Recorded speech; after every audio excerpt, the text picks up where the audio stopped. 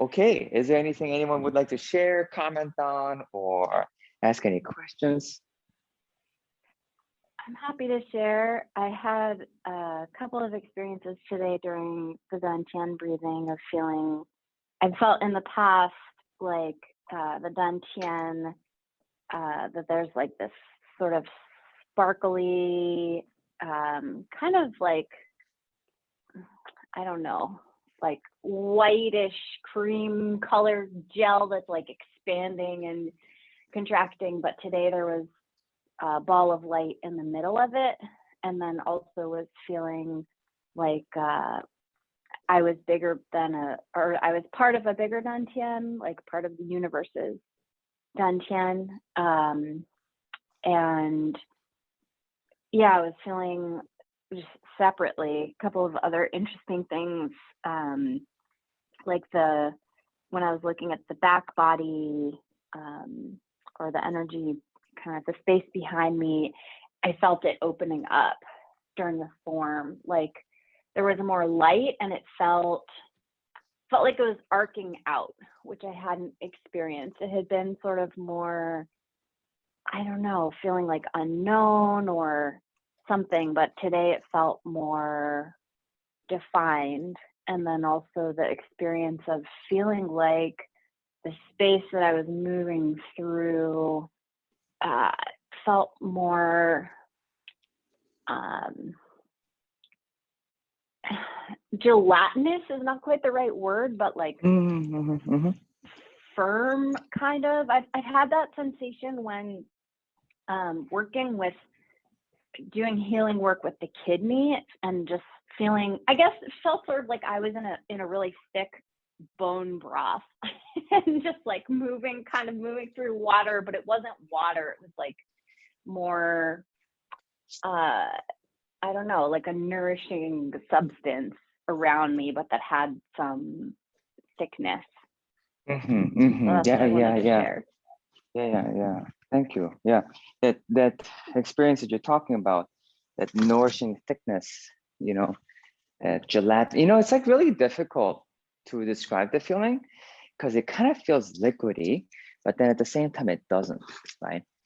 Because it's like inside the body, and so that is typically what people talk about in terms of like the experience of it being a liquid, but at the same time it's not quite it either, and so it's difficult. But that's actually when people talk about oftentimes like liquid light or lava, or it's like this.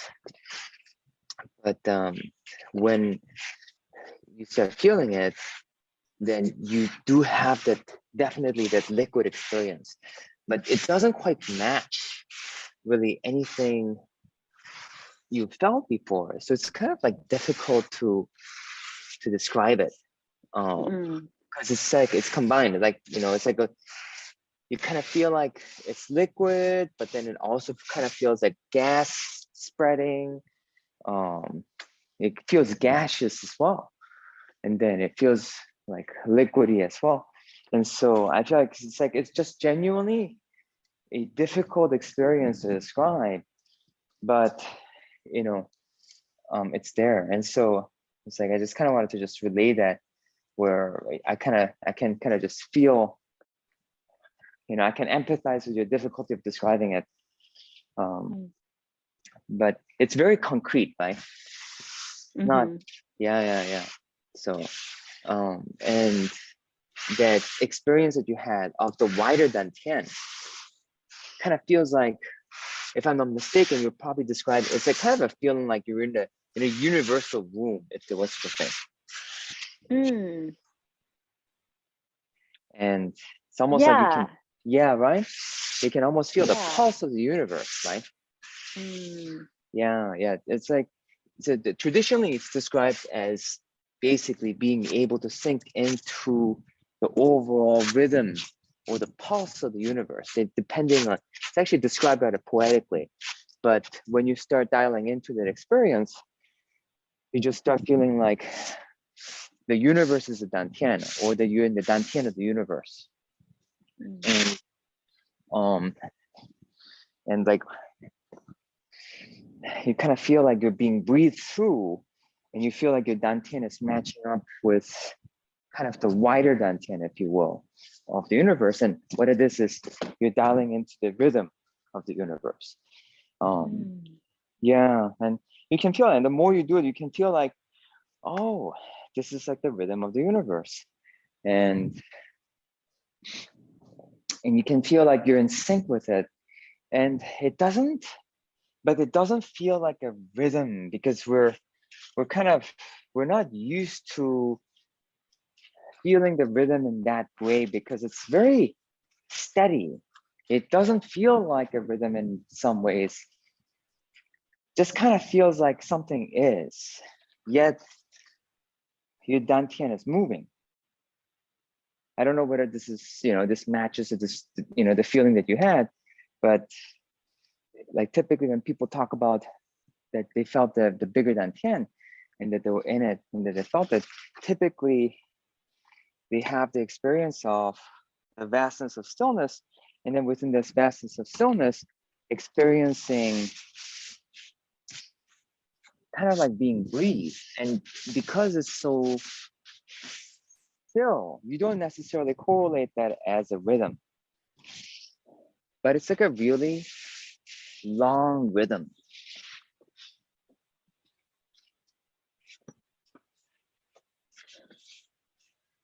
And if I you can kind of feel look, that as you're saying it. yeah, right. Mm-hmm. And that's the pulse of the universe. And it's really slow. Mm-hmm. And that's how we know we're so out of rhythm with the universe nowadays, with everything speeding up. And I feel it's because we're dialing into the higher frequencies of the mind, but we're losing the overall frequency of the whole thing integrating together. Mm-hmm. And so I feel like we're kind of struggling to get that perspective back. And as a species, we haven't found the rhythm yet of being able to see that we can go faster and faster, make further and further progress. And it seems like right in front of us. Yet at the same time, the body keeps breaking down and getting more and more tired. And then being able to find that balance, and being afraid that if you don't go any faster, it will never happen. Yet at the same time, being out of alignment with the natural rhythm. And I'm not understanding why that would be. Um, but once you start dialing into the rhythm of the universe, the thoughts actually integrate, because we start seeing the progress that we want to make from a wider perspective. And I feel like that can be really powerful.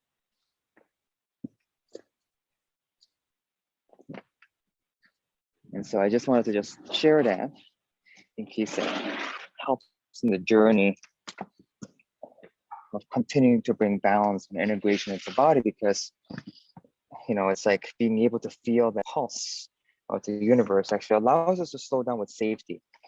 I feel like nowadays slowing down doesn't feel safe. I feel like nowadays when we slow down, we feel we're going to be left behind. Mm-hmm. And it's the same energy that's driving all of us, that mental energy of fear.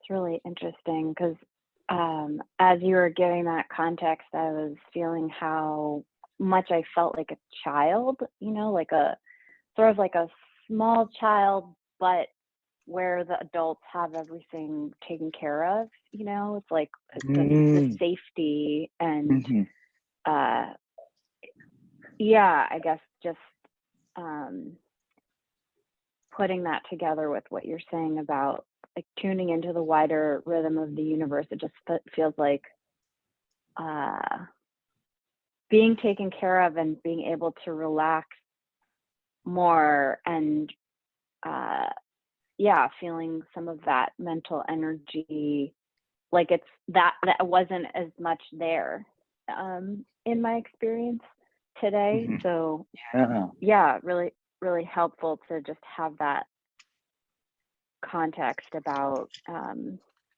like the energy of the mind and the speed that we're trying to go, but that we're sort of out of sync. It matches with the experience that I had. Oh, good, good, good. I'm glad.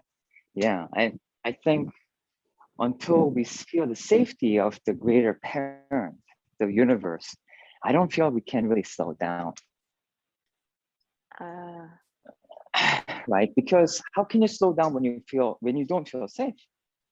That's too much mhm, to ask of anybody, right? mhm. And that's I feel like why we need compassion for ourselves, because it's like we really need compassion for us. It's like love and compassion.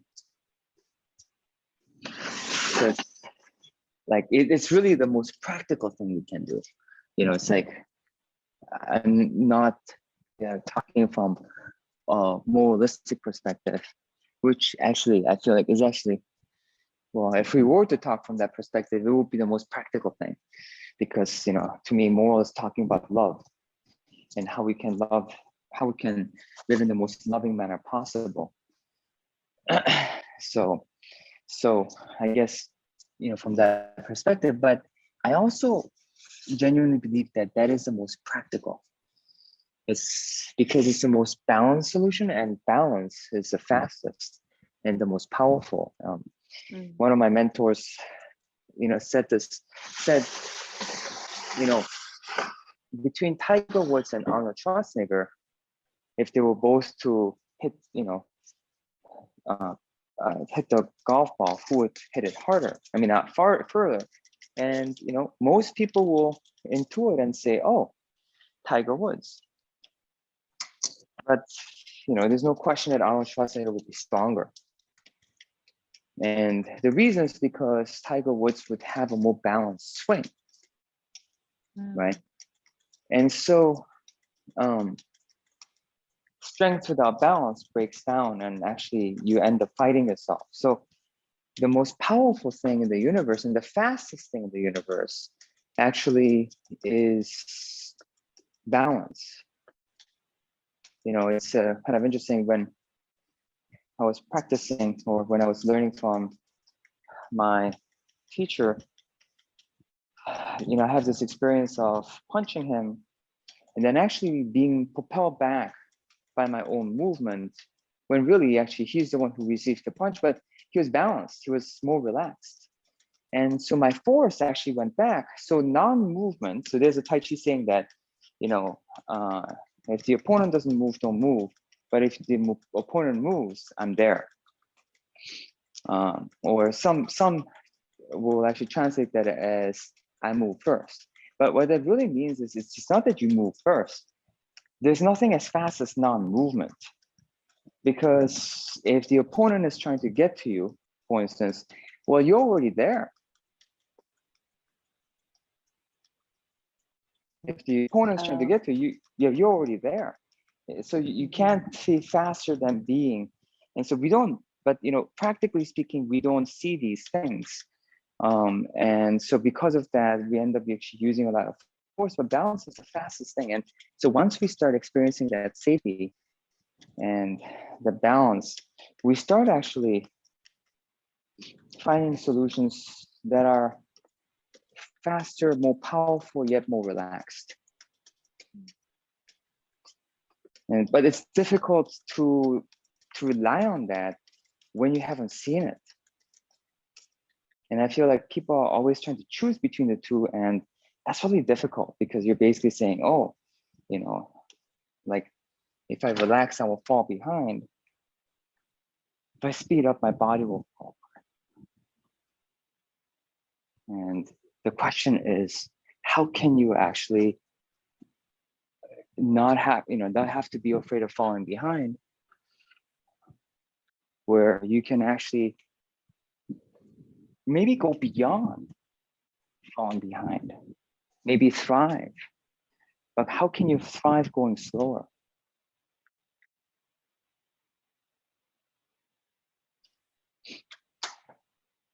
So anyway, but once you have that experience, I feel like naturally compassion comes out of that. So I just kind of want to expound on that because I feel like you hit on an important experience this morning. And it's kind of like the experience of just safety and parent, and like we start having more and more safety from that place.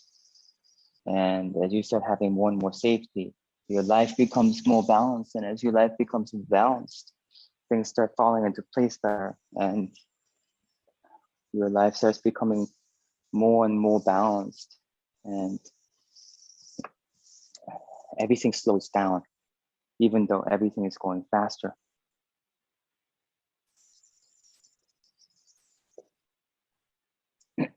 Thank you so much. Yeah, that's super helpful. And I just was reflecting as you were speaking on how helpful this Q&A has been for being able to recognize, I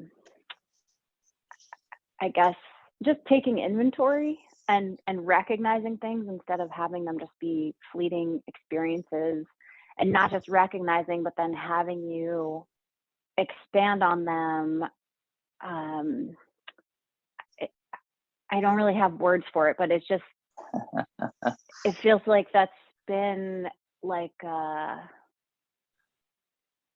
it's been really precious to have that framework to then apply to everything else. It's like, I guess the being, kind of catching the things that come out of the being, and then being able to recognize them consciously, and then being able to integrate them and build on them, instead of just like, oh, this thing happened, but then it just sort of like comes up and it goes, because there's not really attention or awareness on it. Yeah. Kind of like, oh, that was a cool experience, but then not recognizing the significance of the experience or having going beyond that. I was like, yeah, or even just feeling like, I was really tired this morning and I didn't get anything, out of like that, because I wasn't in a good headspace. So like feeling bad about it, even though I had, like through the Q&A, like realizing, oh, I actually had these breakthroughs that might be little, but like that actually are significant and are adding up. It's like just a different lens, instead of feeling like, oh, class was a wash and I feel really annoyed with myself. It's like, oh wait, there was this one gem that happened. And that's, kind of like the pearl of great price. Like I can, like everything was worth it just for that insight. Mm-hmm. Yeah, thank you for sharing that. Yeah, it's actually why in our school we have the victories, which is really actually just a gratitude practice, which is actually just taking inventory. And taking inventory is the foundation of all learning. Because if you don't know what you have, you can't build on it. And so actually the Q&A is a gratitude practice. Oh, and, that makes so much sense. Right. It's like a boom when things open up. It's like, oh, right. I know. Like when I first came to the realization, I was like, oh. And so it's actually one of the reasons why taking inventory, whatever you're going through, taking inventory is always the first step. And it's kind of interesting because if you look at really good problem solving models, the thing that they always say is first be in the truth. And the only way to be in the truth is to just take inventory. Don't try and solve the problem until you know what the problem is. But in order for you to know what the problem is, the only thing you can actually do that allows you to do that is take really good inventory of everything that happened. And so, and if you look at learning model, it lines up straight with learning model. What's the best way to learn? And one of the things actually they found is just that one of the best way to learn anything is if you come across new information, you actually review the new information in view of all the information that you already have.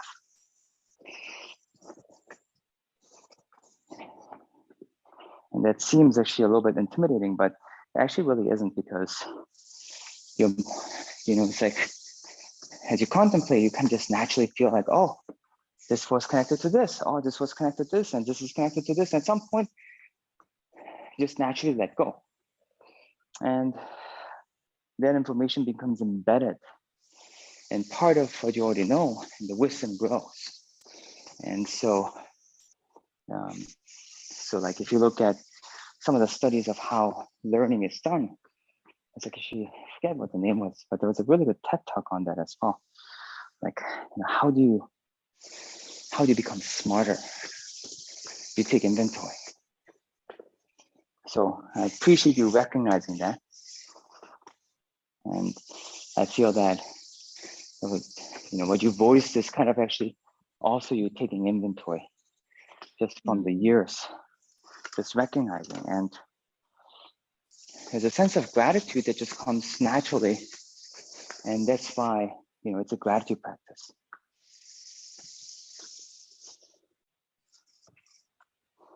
Thank you so much, Master Kim. Oh yeah, you're welcome. Yeah. You know, this gratitude practice, this natural gratitude, you know, people always look for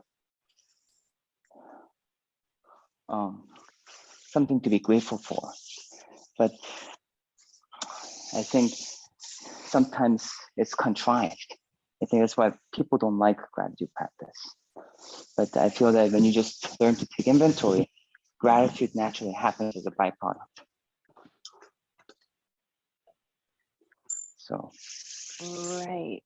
Yeah, I mean, it feels like the thing that really turned around my experience of morning class, actually, because I felt like I was always failing. And then I mean, I had been working on it for a while and trying different things, so there was that. But it feels like this was the piece, like the hinge that really shifted everything. Was you know, I started tracking victories, and I like in a document, and then also just this time, you know, this container that you're providing to allow us to reflect on them, and it just has been making it more conscious. And I think that changed my mental representation of like, you know, I'm failing at morning class, to like, oh, actually, that's not true. I can see the progression, and here are the things that I'm working on, and wow, here's how everything has been lining up. And it naturally led to a feeling of gratitude.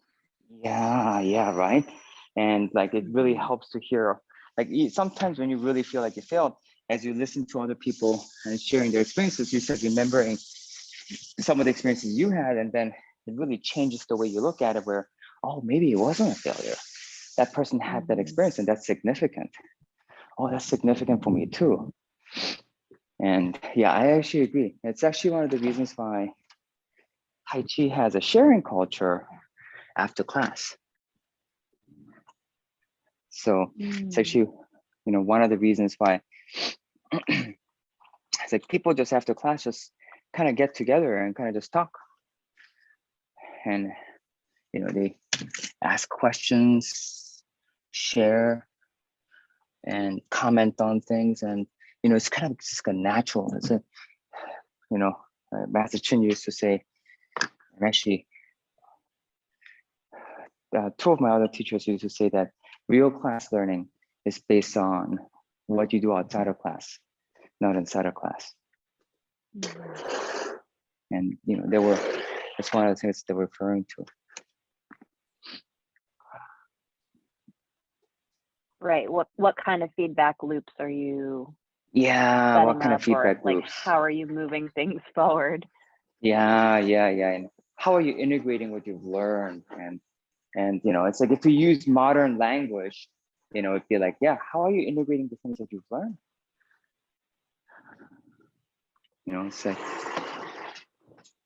what have you learned? And I know, you know, it's like, we don't have the recognition that actually the greatest learnings are in our failures. And so oftentimes, you know, most people don't actually have a container where if they have a failure, they can actually just talk about it until it feels good. And I don't think most people have the experience of this experience where when you have a failure, the failure can feel good. That by the time you're done having looked at all the different failure modes and you come out of it, you come out of it feeling good. And so if you don't have that experience, you can't look at failure as anything but bad. But if you have that experience, you know that at the end of the pain of going through why you failed, there's hope.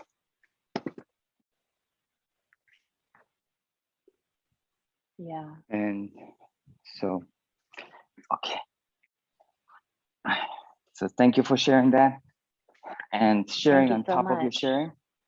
You're most welcome. Very good. Thank you, Mr. Kim. And bowing back. Okay, very good. Okay, I wish you all a great day of learning and being in the rhythm with the rest of the universe. Have a great day. Thank you, Mr. Kim. Thank you, Thank you, Master Kim. Welcome, welcome. Bye.